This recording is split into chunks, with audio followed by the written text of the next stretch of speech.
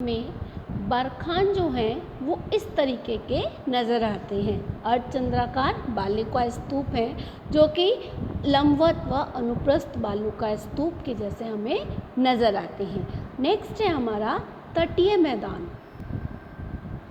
तटीय मैदान जो कि प्रायद्वीप पठार के किनारों की ओर स्थित है।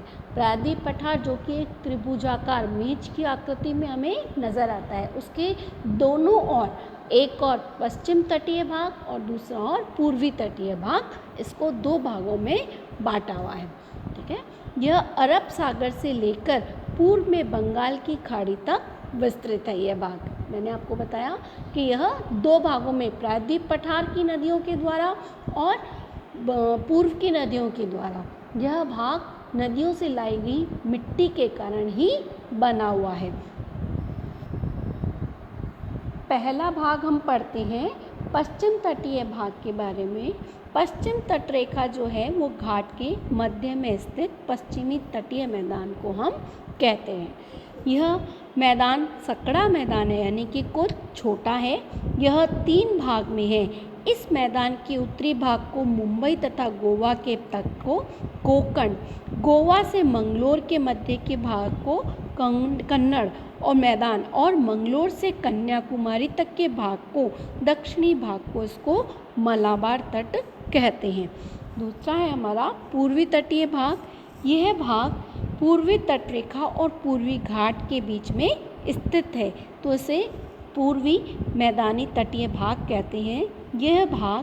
यह मैदान पश्चिम तट की अपेक्षा अधिक चौड़ा है। क्या कारण है इसका?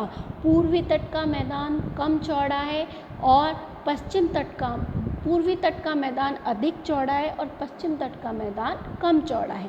क्यों? क्योंकि हमारी जो भारत की जो नदियां हैं वो उत्तर से पूर्व की ओर बहती हैं, तो अत्यधिक जो गाद है वो वहीं पर ही पूर्वी मैदानी भागों पर ही आकर इकट्ठित भी करती हैं। तो इसीलिए यह भाग अधिक चौड़ा है पूर्वी भाग, और पश्चिमी भाग कम चौड़ा है। इसकी जो उत्तरी भारत में जो नदियां हैं, महानदी, कृष्णा नदियां, उत्तरी सरकार इसको कहा जाता है। इसके दक्षिणी भाग को